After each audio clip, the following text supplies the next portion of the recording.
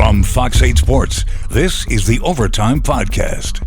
From the Fox 8 studios in New Orleans, this is the Fox 8 Overtime Podcast. I'm your host, Sean Fazende, riding shotgun as he does each and every podcast. Is Andre Johnson Jr. Do not forget the Jr. It's very important to remember the JR at the end of the name. Before we get into today's content, be sure to like, share, rate, review. If you are watching us on YouTube, hit that subscribe button. Get the bell notification for when we drop that fire content. And also, hello to the Gulf Coast Sports and Entertainment Network. As always, glad you have found us here. Today, it is Friday in the city of New Orleans, wrapping up a very busy week.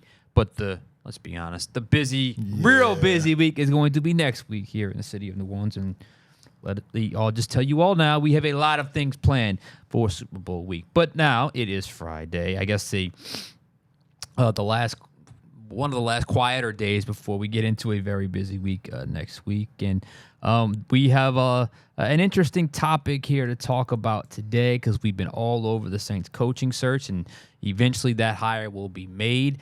We have the Super Bowl coming next week, but kind of in between was this little event called the Senior Bowl that I was at earlier this week, and we want to talk about one potential prospect in particular. But before we do that, how you feeling? I'm feeling like it's halftime, Sean, because, last week was crazy with the winter storm. We had a week of craziness, me on the beach in Mississippi, you on the beach in Grand Isle. Yeah. And this is kind of our week to get our breath back and refocus. And then we got next week, which is going to be Super Bowl everything. So, this is the calm before the storm for sure. And that storm is coming. It's the Super Bowl storm. Hopefully it it will fly by when you're just that busy and there's that much going on. And hopefully the city knocks it out the park this time around with the big game in the city of New Orleans. But before we get to that, before the Super Bowl was the Senior Bowl. All 32 NFL teams were there. The crop of talent on the football field was very interesting because there are some strong position groups. And certainly I took notice to a couple of them. I watched 4 practices total, 2 from each team in the 2 days I was out there. It's generally how long I stay out there at the Senior Bowl. It's generally how we do it. And so that's where I wanted to go with the big picture today, because Senior Bowl is a spot where the Saints look at the prospects and they take it very, very, very seriously, as evidenced by the amount of players they have drafted from the Senior Bowl. So I wanted to go there with the big picture today. It was especially interesting because when you look at the crop of quarterbacks at the Senior Bowl, obviously no Cam Ward, no Shedeur Sanders. We know they're going to get drafted high, but there were the likes of Jackson Dart from Ole Miss, Jalen Milroe from Alabama, Dylan Gabriel from Oregon was there. So, Sean, as you were at both of those Senior Bowl practices for both of the teams, were there any quarterbacks that stood out to you that made you think, like, hey, Saints have that top 10 pick? Maybe it's time for the Saints to pick their first quarterback in round 1 since Archie Manning in 1971. Buckle up, because it said they're gonna have some comment. They're gonna have some reactions to this one because A, we're talking quarterbacks. B, we're talking Saints, or maybe A, Saints, B, quarterbacks, whatever the case may be. And I have a polarizing prospect for you. First and foremost, the first 2 are set. Everyone knows that. I have it ranked personally, Cam Ward 1, Shedeur Sanders 2. Some may have that flipped. I think it's kind of going back and forth, depending on what you like from each player, the preference that you have. But we have to talk Senior Bowl. And the most intriguing player I saw in the 2 practices I was able to watch up close and personal. Notice I didn't say best player. Notice I didn't say worst player or anything like that. I said the most intriguing player. And we gave you a strong hint by the question when we talked about quarterbacks. The player that sent me back to the tape. Scouts are all over the map on this player. That is Ole Miss quarterback Jackson Dart. Of course, it's what we do. We talk quarterbacks. The Saints could very well be in the market for another quarterback. They've drafted Senior Bowl quarterbacks in back-to-back seasons. Jake Haener, 2023. Spencer Rattler, 2024. We saw both those players play this past week, especially if they go with a Kellen Moore as head coach, or head coach is going to want that quarterback to tie himself to. He could look in free agency. He could look at trades. He could look at what's currently on the roster, whatever the case may be. Kellen Moore, a former quarterback, if he is the head coach of the New Orleans Saints, well, even if he's not, they're going to want to address the quarterback position at some point. And of course, you always have to consider the draft, even if it's quote unquote a down year at the position. I think that is certainly fair to say. But honestly, you said it. When it comes to the Saints, this is where I'm at with the Saints, the draft, and the quarterback position. Done with day 3 projects. Done with third round and later projects. Done with, I know day 3 is technically round 4 through 7. That's where Hayner and Rattler came through the Saints, respectively. I am done with the projects. I want them to eventually draft someone that can be their guy. Well, how do you do that? You alluded to it. You invest a first-round pick, or in some cases, a second-round pick on that player. Because we've seen some second-round picks kind of mature and grow into franchise quarterbacks. Drew Brees was one, by the way. So, can Dart really be that guy? That is the ultimate question for this podcast, and that is the ultimate reason why you are typing away in the comment section right now as you watch us on YouTube. All right, my first impression of Dart. Regardless of what happens in the game on Saturday, me personally, and I wanted to kind of reconfirm this when I talked to a few people out there, but also went and watched the big name guys, the McShays, the Riddicks, and we already know Mel Kiper already has him. To me, Dart is by far the best quarterback in Mobile. Look, it's not saying a whole lot considering it's not the deepest class of quarterbacks in Mobile, and Will Howard wasn't there, Riley Leonard, like you said, Jalen Milroe. To me, Dart was head and shoulders above everyone else in the practices I was able to witness, including Jalen Milroe, who I understand had a better day today. Again, I was not, or on Thursday. I was not there on Thursday. But Dart, back to him. Very natural passer. Went back and watched now clips from 3 games. Not the whole game, but clips from 3 games. Because I was in the little media scrum with him afterwards where he was asked, what's the game from your college career that if you want to just point a scout out and say, that's the guy I want to be. He said, and I quote, that LSU game from 2 years ago when he had the shootout with Jaden Daniels. You remember that game? I remember a lot of quarterbacks could probably point to that LSU defense and say they had the game of their lives. Oh, man. I remember the game, so I went back and watched it. There's wide open. There's wide open. And there's an ocean between the offensive player and the next defender. That's how crazy, and that's how, I didn't forget. But, man, that game was horrible for the LSU defense. I have never seen that many wide-open receivers running downfield. And remember, that was a crazy game. They led big, then they trailed, and then, obviously, Ole Miss comes back to win the game. Let me just say, Dart is a very natural passer, very smooth delivery, decent at the arm angle thing. That's what I think separates Cam Ward from me, that arm agility, where you can kind of throw from different angles.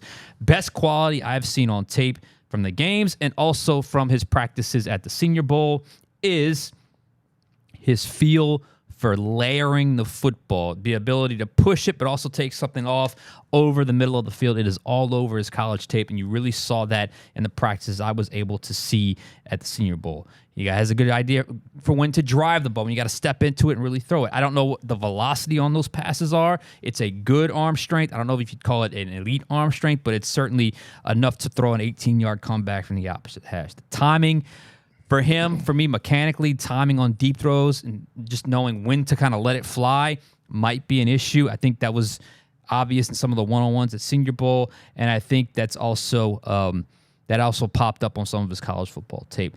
And like every Senior Bowl I have ever covered, all these quarterbacks struggle taking snaps under center. The amount of center quarterback fumbled exchanges is truly mind-boggling. Every single year, Dart had 2 fumbles the first practice I saw. And Dylan Gabriel, Oregon quarterback, fumbled 4 snaps on the first day. Before the first team period, by the way. Wow. Yeah. Dart, solid mobility, sees the field well. Probably a better runner than he gets credit for. He's got lighter feet than I thought he would. So I think he's got that pocket plus where he's proficient from the pocket. But if he sees man coverage and all the defenders' backs to turn, he can take off and run with it and get you some decent yardage. But he's not going to be a runner at the next level. But outside the top 2 in the class, this is where I see Jackson Dart. He's the only one in this class, at least right now, according to what I've seen, that I think might have starter potential in the NFL. Heavy emphasis on the word might, not definite. He absolutely benefited from having the best offensive play caller in college football the last 3 seasons in Lane Kiffin. And he also definitely had some, what was that, moments where it just throws that just really just jumped off the table, like not in a good way where, wait, that's just a total junk throw. What is that about? So he's not a perfect prospect by any means. Like I said, deep ball timing from the Senior Bowl also showed up at times in games. Go watch the LSU game this year. There was a couple times that he had a bad drop on one of them that should have been a touchdown early in the game, but there was a couple plays where he's throwing it deep a little bit too late. There's a reason why scouts are all over the place on Dart, ranging him from the 3rd best quarterback, QB3 in this class, all the way to 6 or 7 or even 8 in this class. Heck, I'm a little all over the place on Jackson Dart. I went kind of back and forth and back and forth and back and forth, but I'm pretty confident in saying this. I do not see Jackson Dart as worthy of a top 10 pick. The Saints pick at 9.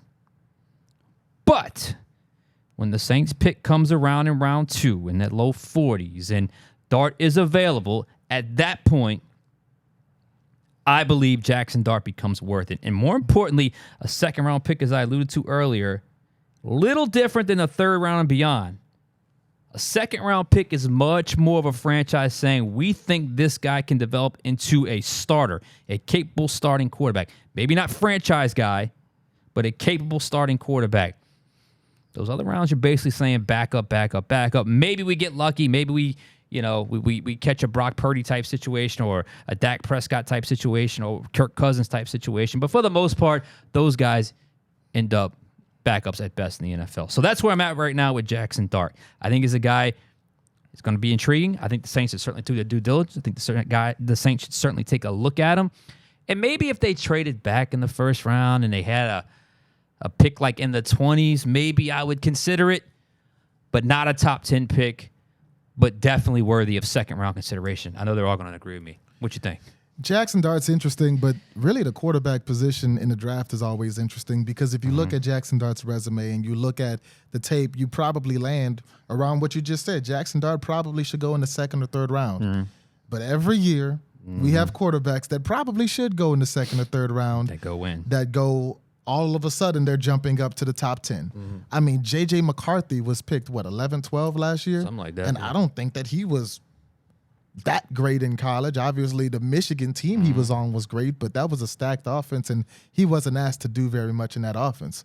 Even Anthony Richardson was drafted, number 4 overall? Something like 4 or 3, something like that, yeah. The Africa's Bryce and CJ, Stroud, Will Anderson, and then Anthony Richardson at 4. Yeah. I don't think he was a top 4 pick based off what he did at Florida, but based off the need, when there's always going to be a need at quarterback in this league, and based off one of the silliest things of all time to me, the pro day. When quarterbacks get into their pro day and they're throwing against oxygen, and we've seen it with Sam Darnold in the past. We saw it with Zach Wilson in the past. So many quarterbacks there get out there throwing on air and just blow these scouts' minds, and all of a sudden they shoot up draft boards.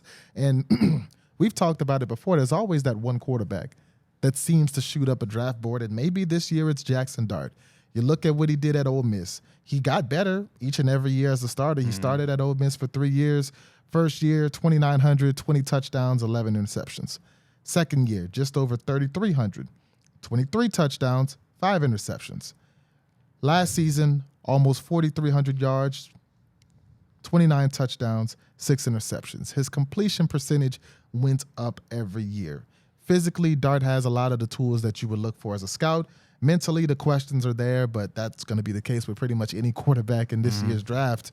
So I could see one of these quarterbacks rising up to maybe that top 10, to maybe where the Saints, if they're thinking about quarterback, might reach. Even when Michael Penix went 8 last year, that was a shock that the Falcons would take Michael Penix at 8. Yeah. Bo Nix, as well as he played this year, not a lot of people had Bo Nix going that high in the draft. So a lot of times quarterbacks are reached for. But for the Saints, I would preach patience. You know, I know it's tempting to look at the quarterback position, seeing where this team is at right now. We know Derek Carr is not the long-term answer.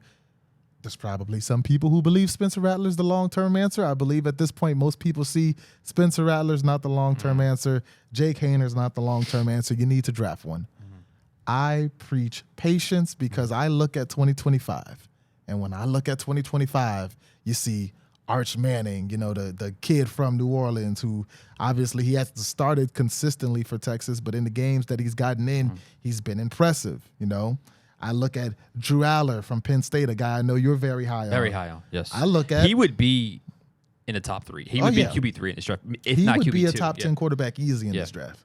You look at Garrett Nussmeier, who I know was up and down last season, but right now, Garrett Nussmeier is the Heisman favorite. He is the odds favorite to win the Heisman next year. You know how those LSU quarterbacks come out in year 2. I guess that's what Vegas is looking at. And even past them, you've got Cade Klubnik from Clemson, the Tennessee quarterback. You've got Lenoris Sellers at South Carolina. You've got a lot of quarterbacks in that 2025 class that are going to raise some eyebrows and probably get picked in the first round. So you're kind of like, oh, maybe we should wait till then.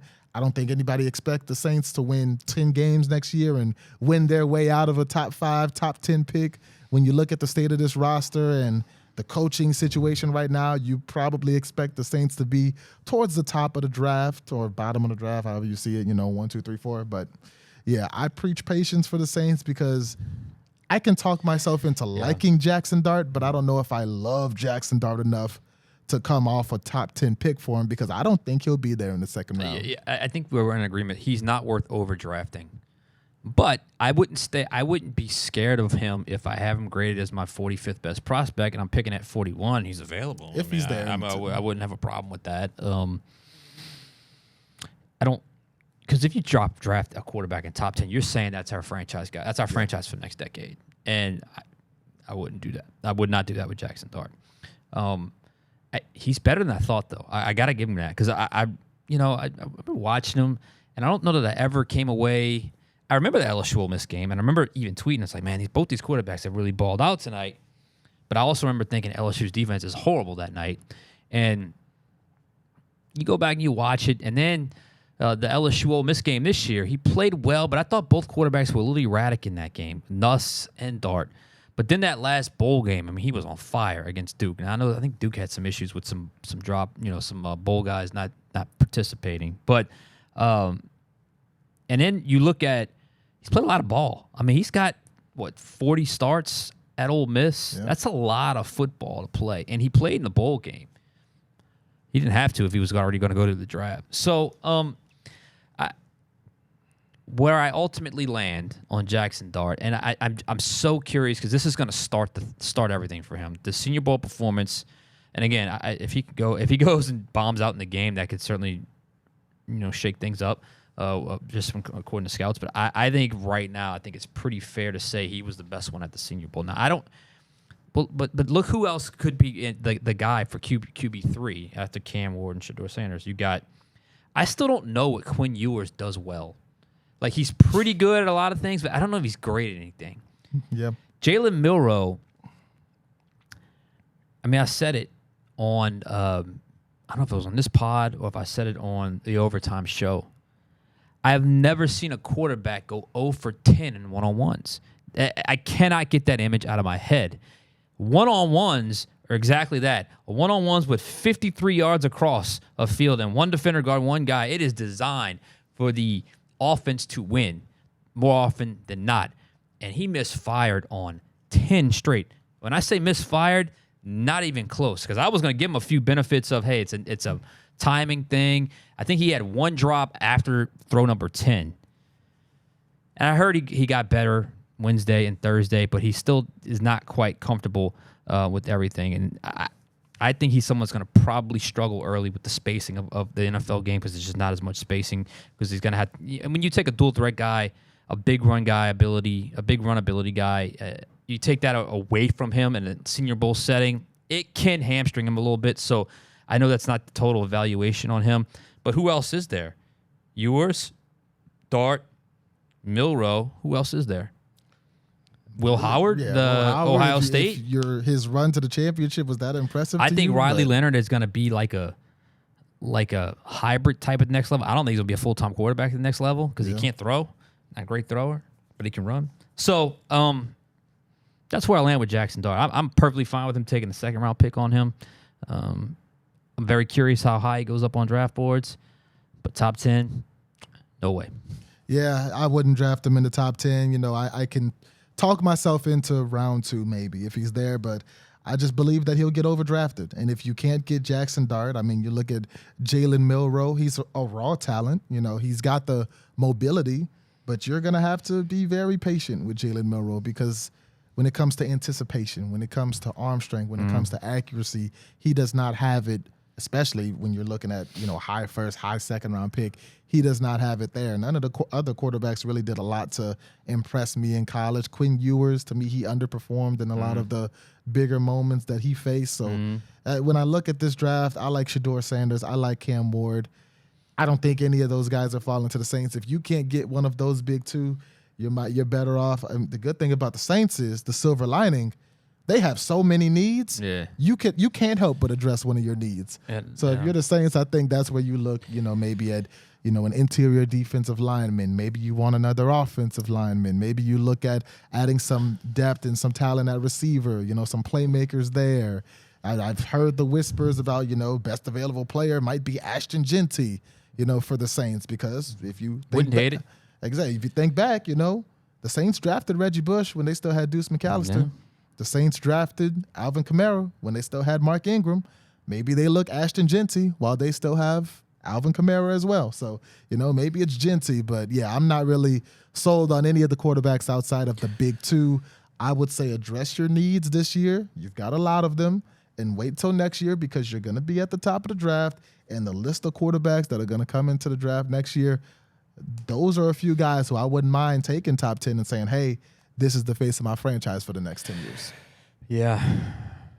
It's the Saints have never had to do that. They've never they've done it, but they've never like gone into a season like this where where everyone is expecting a really bad year. Yeah. It's been a long time since you've had that feeling where you just know or you expect them to be not good.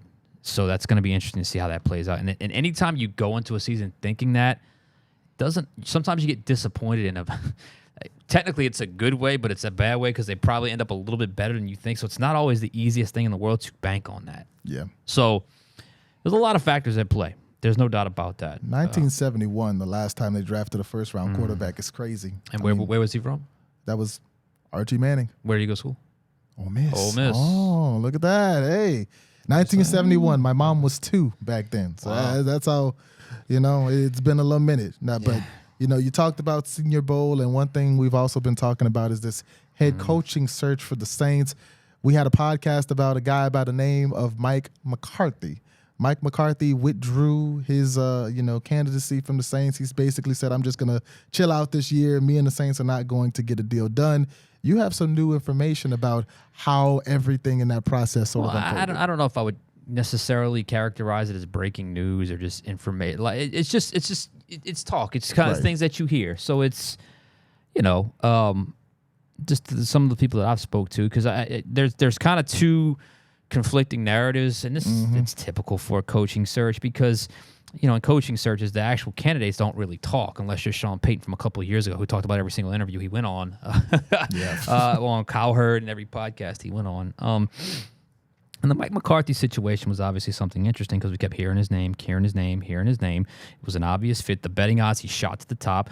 There was talk about interview here, interview next week. It just never came to fruition. So now there's two competing narratives where, you know, there's one side, clearly the McCarthy camp that said they didn't like the quote-unquote power structure or whatever of the organization. That was certainly leaked out. And there's the other side where it's basically, look, I mean, the Saints had interest, but they still had more of a preference to, you know, go to look at some other candidates first and then perhaps make their way to Mike McCarthy. But their interest in him as the top of the board candidate was never that, where Mike McCarthy was or had a strong interest in coaching the New Orleans Saints. I'll just add this to that discussion. It's nothing crazy. It's nothing earth-shattering. Mike McCarthy changed agents. Don Yee's agent. Don Yee's also the agent for Sean Payton. He's an agent for. We got a few more minutes here. He's an agent for coaches, and they get paid. And from what I understand, we alluded to kind of backroom dialogue, behind the scenes dialogue with kind of the structure in place with what a guy like Mike McCarthy would be wanting. And one of the things when you have a guy with that resume and you have an agent like his agent, he is going to want a significant financial commitment. And that basically was sort of out there before they even got to the interview process. And on with that information, if you're the Saints, they said, I don't think they were scared of getting, paying big bucks for a coach like that. I think they would have ultimately done that had the search taken them there. But I do think their initial priority was a young, up-and-coming coach, preferably on the offensive side of the football. So that's why they basically got on that plane the second they could to get out to Philadelphia, who, by the way, to see Kellen Moore, who, by the way, was on Mike McCarthy's staff, and now he had to leave because McCarthy moved on from him as offensive coordinator. So that's all it was. It was just the little bit of the pre-interview information, pre-interview standards, pre-interview conditions, whatever the case may be. McCarthy came from a place of, look, I want a contract that's going to be comparable to what I've done on the football field as a coach. And he was going to be a little more expensive. And, I don't know if the Saints would neglect that, but I do think, given the fact that they want to check out some other candidates, they weren't going to even get to the dance, if you will, until they kind of crossed out some other candidates and then go back because of where they were to start was already strong at a contractual phase.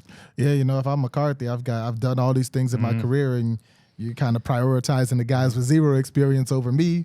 Mike McCarthy said, I'm not going to wait on you. I'll wait on myself. I'll get a better job next year. I understand it. It is what it is. So they closed the book on the Mike McCarthy hire. I think it would have fit in well, but it is what it is. All right, we got to get out of here. For Andre Johnson Jr., I am Sean Fazende. We will catch you guys next time on Overtime.